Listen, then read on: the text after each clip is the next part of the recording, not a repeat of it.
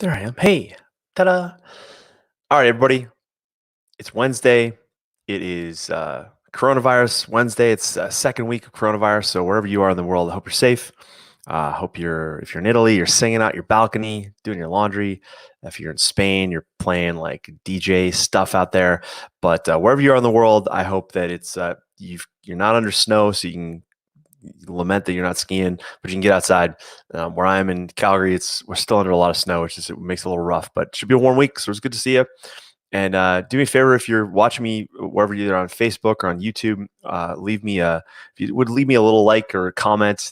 Facebook really likes that for the algorithm, kind of help get some traction on this. So got a lot to talk about today. You know, one of the things that my athletes deal with on a daily basis, it's always fascinating when I start working with a new family or new athlete, new family, um, where we start to run into value issues, and I say issues because when it comes to high performance sport, there's a lot of sacrifices you have to make. And I feel pretty lucky having grown up and been in the sports that I was involved with, not having to make too many major value restrictions or sacrifices.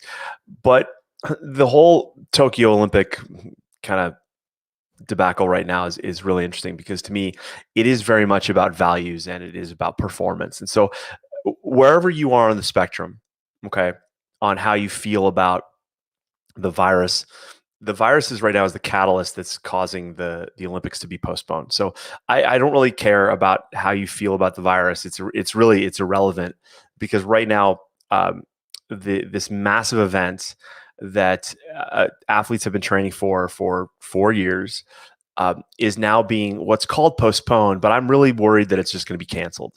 The financial burden to Japan right now is going to be mind blowing. You've got 80,000 volunteers.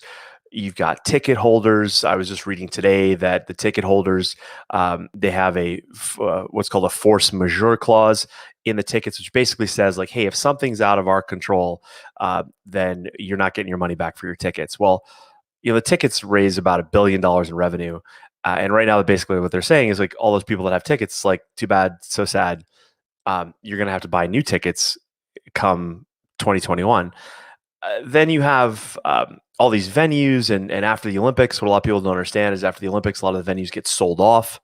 The Olympic Village usually turns into a housing project, lower income housing. I remember in Lillehammer, in the Olympics that I competed in, we all lived in like portable units. And after the Olympics, these portables were put on trailers and trucked around Norway, some to universities, some to low income housing, like whatever.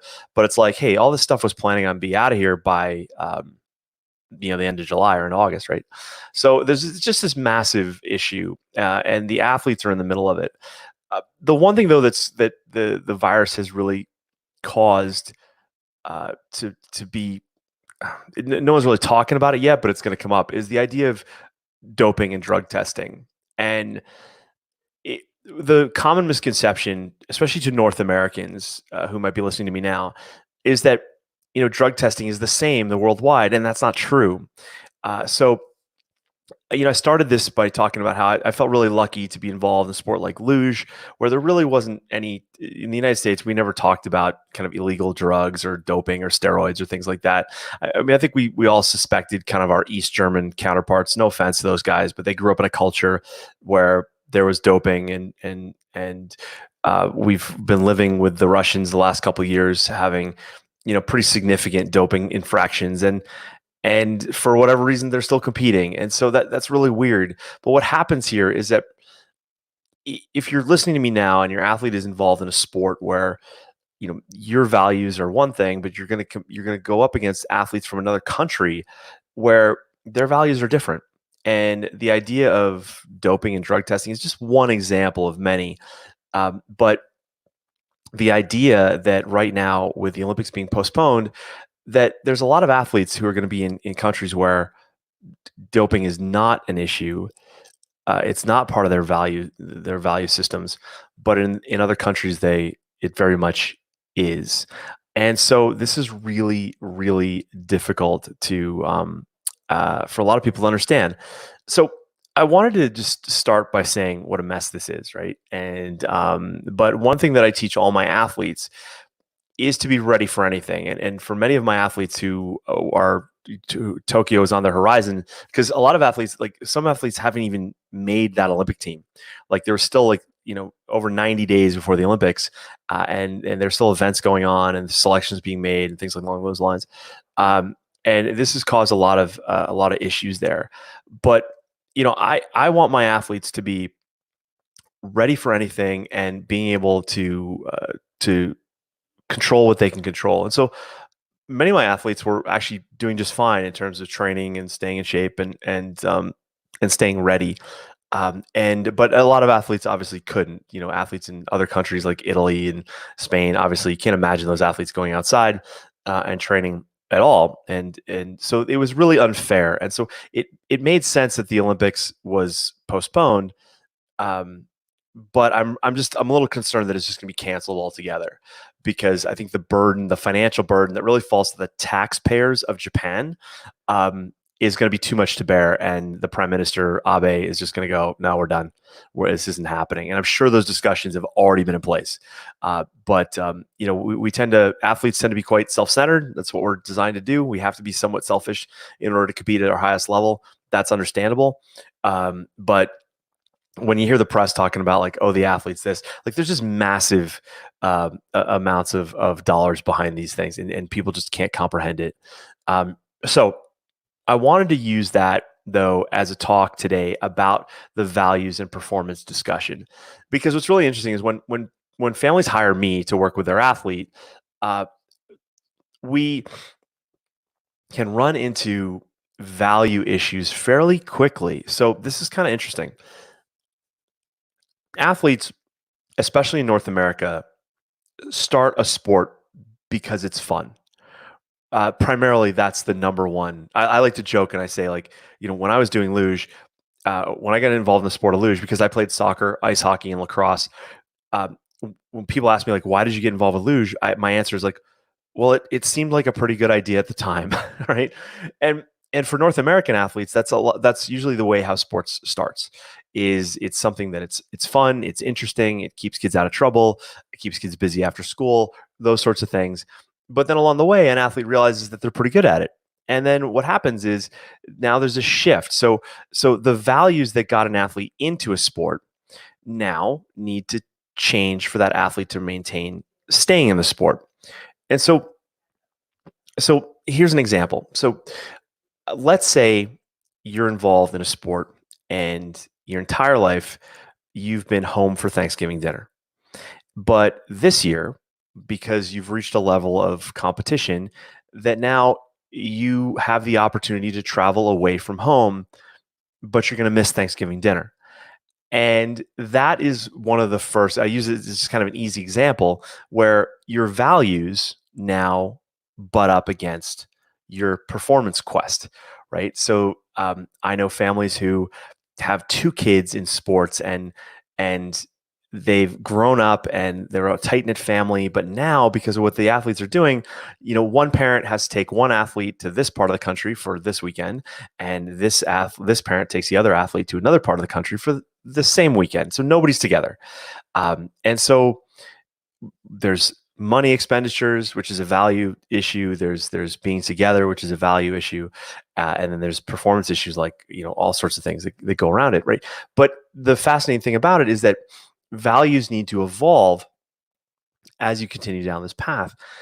Because what I tell people is that the immediate athlete that you're up against may, it's nice and convenient. Like, so let's say you're going to go this weekend and you're going to have an event, and or maybe not this weekend because we're all in lockdown, but you're going to have an event and you've got to drive 3 hours to get there. Well, can you do that or not? Are you going to, maybe you miss church on Sunday? That's a value thing. Like, you've never missed church before. You haven't missed Thanksgiving dinner. These are value discussions. But to get to the performance level, your values change to go further down that path. Now, what's really interesting about values is that we have people around us, whether they're friends, family, like immediate family, and then just kind of slightly outside your immediate family, where now your value, like, well, okay, you're going to miss Thanksgiving dinner. that now runs up into somebody else's value in your family, or who you love, right, or who you like to be around, and they start to go like, well, why are you going to do that? Because now, when I wrote about this in my book, in An Athlete's Guide to Winning in Sports and Life, what people say about you says more about them than it does about you. And so when someone says like, "Oh my God, I can't believe you're going to miss Thanksgiving dinner," that's them voicing their value against now your new value. Like, your value has changed, right? And so when I start working with a family and there are these opportunities, some of my athletes are they've gone so far down the path that a lot of these values have already changed, right? They're missing Thanksgiving dinner. I remember there was one time when I was competing in the sport of luge where we might miss Christmas. We always usually got home sometime before the 23rd, but there was one particular time when we were flying home on the 23rd, and there was like a flight delay, or there was like a weather issue, and the idea was like, oh my God, I may miss Christmas. Now, it's different to have that discussion when you're in Europe and you're trying to fly home and you're already there, but it's another one to have that discussion like well before, and thinking like, okay, we're going to do this trip and you may miss Christmas, right? So there's certain times when you get to really confront these values and other times when you don't. Now, recently, and like I said, I think I was lucky in a lot of ways to be involved in a sport like luge where, things like doping weren't really an issue.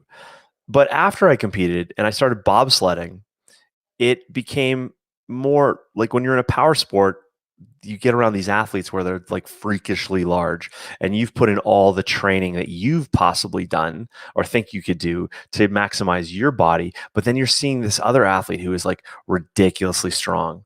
And you're wondering like, well, wait a second, how is that happening? And then you start wondering about like, oh, this athlete there's obviously something fishy going on, right? So for my athletes who compete internationally, what happens is that for an athlete coming out of North America, we have so much opportunity here. And you may have an athlete in a foreign country, like, and I won't name countries because I don't want to really, the easy one to name is Russia, obviously, because of all the doping issues. Um, but there's this idea now that, wait a second, I'm now trying to compete against somebody else who is kind of going above and beyond what we would do here. But again, it's against the rules. But their value system is now that's their value system. They're willing to go down a doping route. They're willing to go down, a different route. This, again, doping is just one small example, but it can come down to like how much money you spend on it, how much time you spend with your family, where you live. Like, are you going to travel? I had a family a couple of years ago who their athlete was a tennis athlete and was fantastic, very good tennis player. And they had been invited to basically send their athlete across the country to go train and basically live and reside. And that was like the mom couldn't even possibly comprehend that. And that's what's really weird about this, right? Is that, a sport like tennis, your athlete starts out just for fun, but then as your athlete gets competitive, and now there's the opportunities to train and travel and compete and maybe train with somebody across the country or across the world, that's now a value conflict, right? And so what I tell my families is that, you know, the question that comes up sometimes is like, well, how soon should we get serious about this thing? Right? Like, how soon, my kid's 4, but he really likes, and you can fill in the blank, whatever your sport is. Like, the fun one, just for fun, is equestrian, right? So, horseback riding. And, the joke is that every 8-year-old girl loves to ride a horse or loves horses. And that's true. In my experience, that's true, right? That if you get an 8-year-old girl around a horse, they're probably going to love it. Like, it's weird. But then the idea is like, well, oh my God, if my daughter wants to go to the Olympics, like, I need to buy a horse, and I need to, the same thing was true with bobsled. When I started doing bobsled, because of my luge background, I could drive a bobsled very easily. Um, driving a bobsled was like going from a Ferrari on a loose sled to a truck. And so it was very easy to drive a bobsled. The hard part for me was now getting bigger, faster, stronger enough to be able to compete at the start to be good at bobsled. So the idea was like, well, how can I train myself to get that big and strong? Well, there's value discussions on that side. But one of the other ones was like, geez, I need like $250,000 and I need to leave my wife. We had a business, I had a young child, two young kids actually. It's like, the value discussion is like, will I leave that to go compete, or will I do I value my family and my business and to stay and things along those lines? So these discussions get really weird. Back to the horseback riding example, it's like, oh, wait a second. All right, my daughter wants to be an equestrian, wants to ride in the Olympics.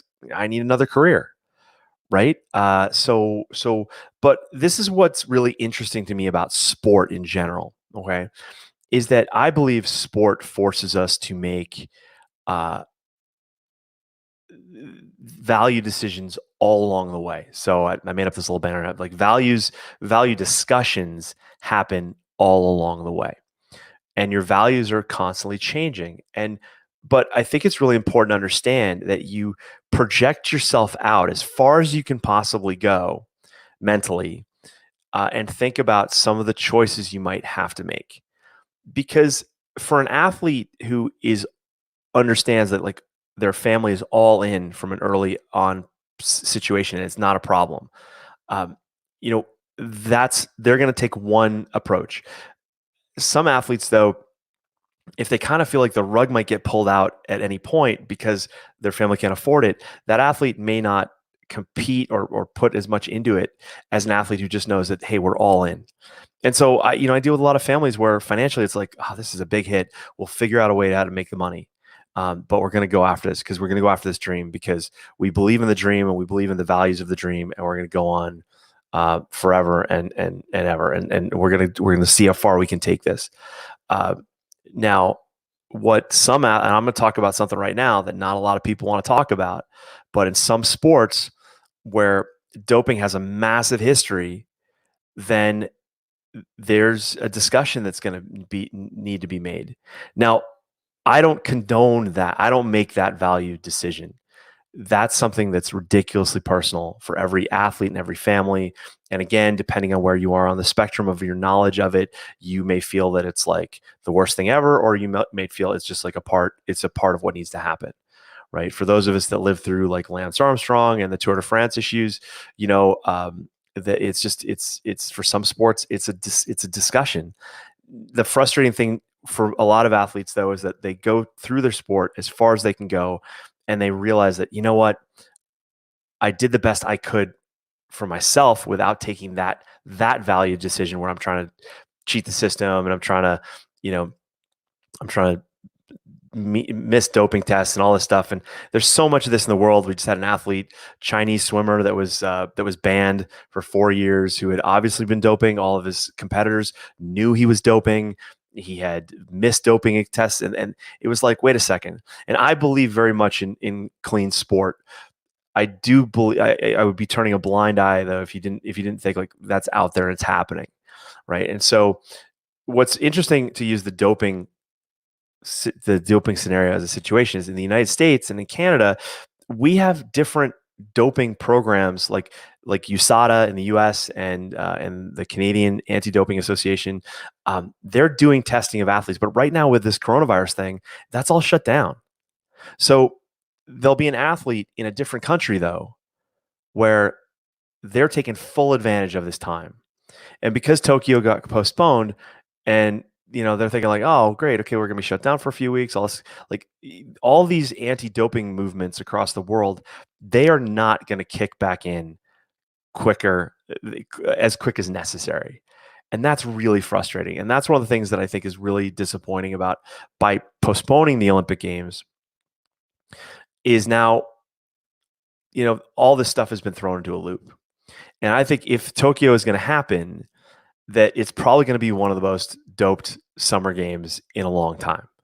And that says a lot because we've had big doping in I mean, I think I just read something, an athlete from 2012, the London Olympics, they retroactively tested their samples now and found that that athlete was banned. I can't remember what sport it was, but it's frustrating, and it's a new world we live in. But those are all value discussions, and they can make you angry, or they can sometimes, what athletes will do is they go like, "Hey, I really love to ride a bike, and I want to be a cyclist." Well, there's a point maybe where you may have to end up being in a doping situation. I don't know. I don't work with any cyclists, but I'm just going to speculate based on everything that's gone on since Lance Armstrong and then the Icarus project. Couple things I'll have you check out, right? Now, let me just address this one thing, because I've had this question come up: like, should my athlete quit if they're in a sport where that's a possibility? And my answer is no, because I do believe in clean sport. I do believe that that's possible. And I do believe that, and I think everybody would agree with me when we say, like, we live in a world where people would much rather take the shortcut than put in the work, right? So I'm all about the athletes who put in the work. And I believe in that wholeheartedly. And I want to believe it. And that's something that I will believe. That's my value till the day I die. Does that mean that there aren't other competitors out there that are going to have a different value system? No, there's athletes out there. The choice that you have to make and that your athlete has to make, though, is like, hey, am I going to run into this? Like, can I be successful without it?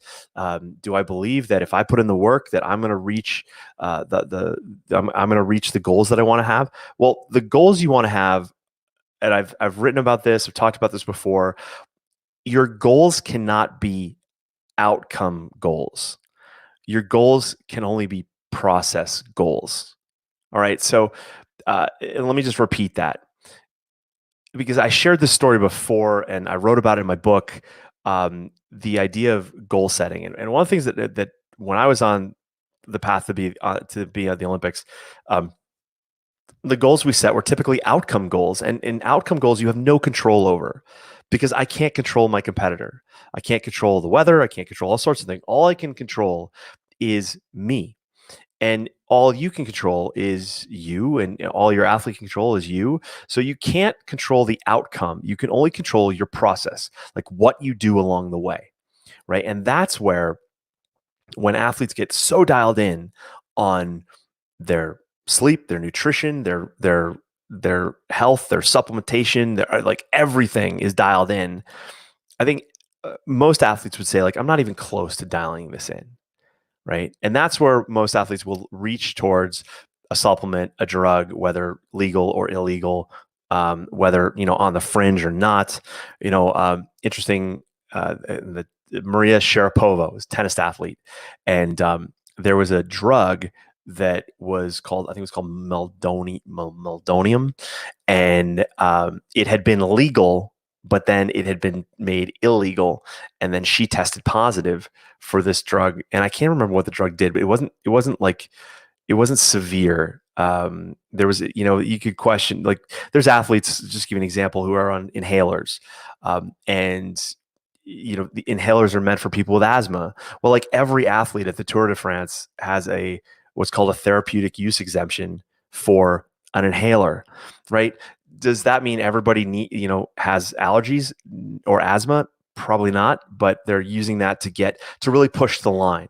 So again, that's the value discussion, right? How much do I want to push the line there? But that's where I always go back to my athletes and go, how much have you actually dialed in all of these things, all the aspects of your life, right? And usually the answer is not even close, right? But we are a culture that, you go to the grocery store and you see nothing but what are called, like, basically performance enhancing supplements, right?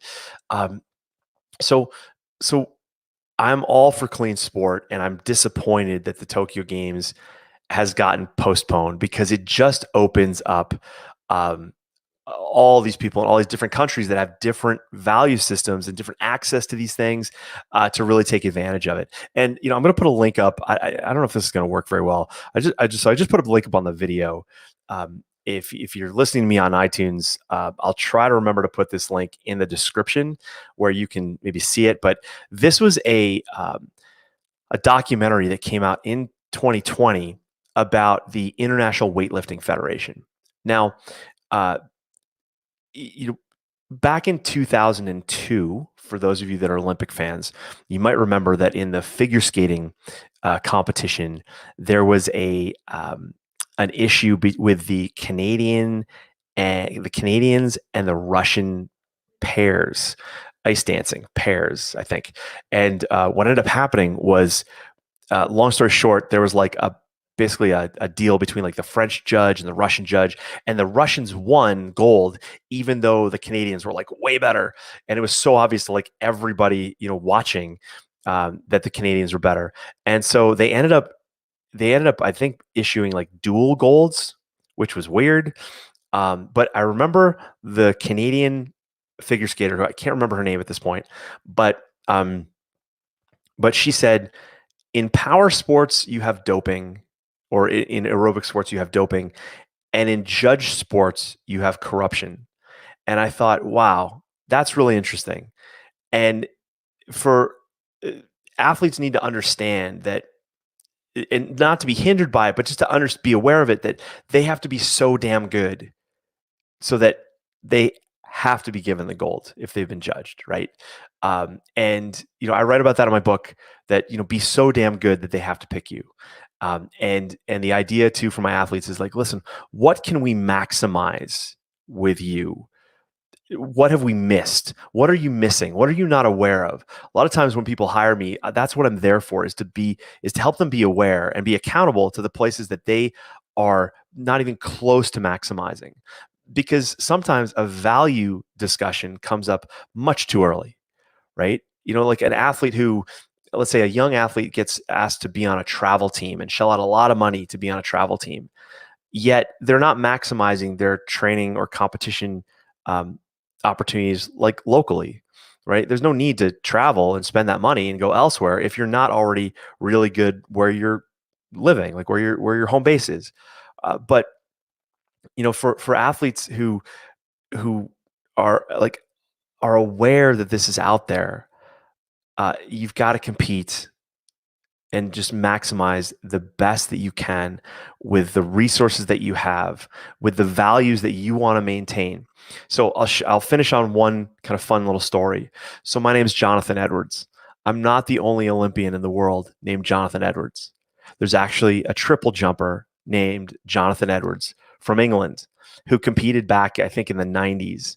And Jonathan Edwards from England was the world champion, but he didn't jump on Sundays because he was a man of God, and Sunday was a day of rest, and he wouldn't jump on Sundays. So here's the world champion in triple jump, setting world records. And if you Google him, if you go to YouTube and search for Jonathan Edwards UK triple jump, you'll see the guy was amazing. And I hope someday that I meet him.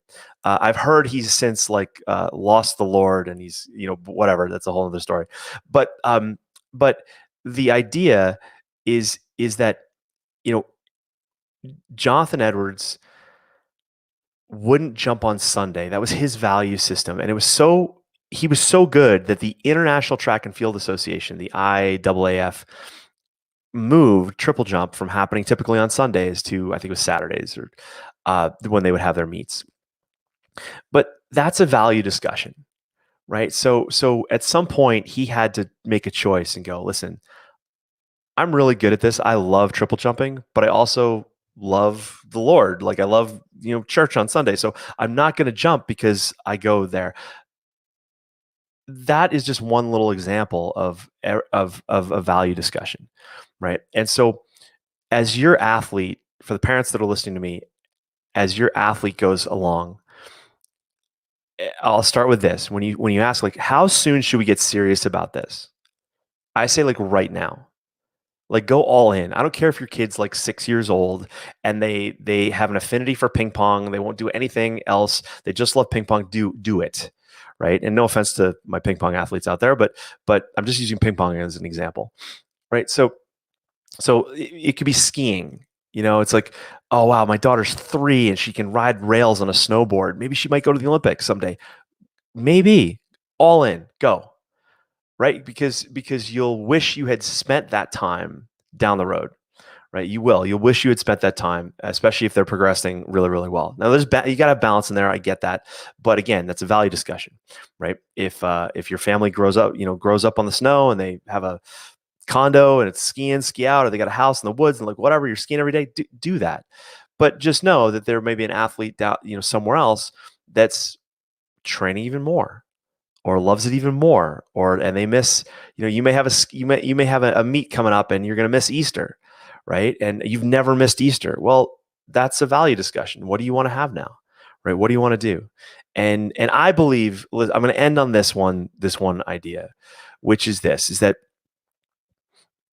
I believe that the lessons we learn from sport, if we do it right, if we go through with a proper attitude, that the lessons you learn about goal setting and about overcoming adversity and about having goals and setting values and defining values and going after something and failing and then recommitting and going after it again, those are lessons that we should take with us our entire life, right? But many athletes, many families miss that. They think that the time they're spending in sport is really a waste of time, or that when they go to an event and they're missing family dinners, right, that somehow is like, it's going to scar them for the rest of their life. And if that's your attitude, it totally will. Like if you're bummed, if you're grandma and you have Christmas dinner and you're like bitter because at your grandson because he missed Christmas dinner because he was in Europe or whatever. Now that didn't ever happen to me, just so you know. But you don't want to, are you going to hold that on for the rest of your life? No. But that's really that's again, that's an example of someone imparting their values, like what they say about you says more about them than it does about you, right? So I believe that this process I believe that the commitment and the sacrifice and the value discussions are all things that should take you forever. They should take you for the rest of your life, right? And your values change, right? Values change over time. So I used the Olympics and the postponement and hopeful not cancellation, but I'm really concerned that it's going to be canceled in the next few months. Uh, I use that as kind of a springboard to this value discussion. But I want you to know that if you have an athlete and they're committed to something and they're going to go after it, that you're going to decide, and you're going to decide now, like, well, how do if this happens, how am I going to feel about that? Right? If my athlete gets picked for a team and or that we've got an opportunity now train and we got to move to Florida, right? Are we going to do that?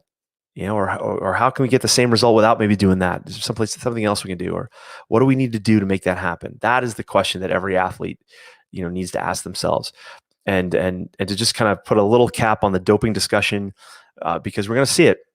Check out that ARD, the link that I posted. I'll try to post it below. The ARD documentary is fascinating. Also on Netflix. I'm not sure if it's still on Netflix, but it won an Oscar. But the Icarus documentary about the Russians. If you haven't seen something like that, check it out. That's obviously doping specific, but that to me is probably the most extreme example of values. It's that you could be in your house in North America, or you could be training in North America, and your number one competitor, which you may not know about right now, is growing up in a country where their values are completely different. Where their values of being on a team means that they get their family out of poverty. What do you think that athlete's going to do to reach that same goal that you're after, right? I don't take that as an opportunity to quit, as an excuse to quit. I just take it as an opportunity to have a bigger discussion and go, like, who am I? What am I going to do in that situation? All right. So thanks for watching, everybody. It is Wednesday and it is Coronavirus Wednesday, second weekend of the coronavirus lockdown. So wherever you are in the world, do me a favor, leave me a comment, a like. If whoever left me the angry face, let me know who you are, what you made that angry face on, just so I know that we're good. And if I can clarify anything, please don't hesitate to ask. But if you're watching on YouTube, hit the like button and please subscribe. That's really kind of helps the traction of the algorithm right now, and I'd really appreciate that. And if you've got an athlete that I can work with, that could use my guidance, then by all means, you can email me, coachedwards@athletespecific.com, or just book a call. Go to athletespecific.com/call, and we can get on the phone and we'll talk about your athlete and see what's up and see how I can help you guys. All right, everybody, take care.